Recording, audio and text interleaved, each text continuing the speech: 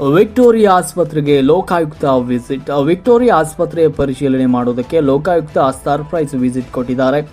ಸುಮಾರು ಮಧ್ಯಾಹ್ನ 3 ಗಂಟೆಯಲ್ಲಿ ವಿಕ್ಟೋರಿಯಾ ಆಸ್ಪತ್ರೆಗೆ ಲೋಕಾಯುಕ್ತರು ಭೇಟಿಯನ್ನು ನೀಡಿದ್ರು. ಆಸ್ಪತ್ರೆಯ ವಾರ್ಡ್, ಶೌಚಾಲಯ ಮತ್ತು ಎಲ್ಲ ಡಿಪಾರ್ಟ್ಮೆಂಟ್ಗಳನ್ನು ಸಂಪೂರ್ಣವಾಗಿ ಪರಿಶೀಲನೆ ಮಾಡಿದ್ದಾರೆ ಲೋಕಾಯುಕ್ತರು.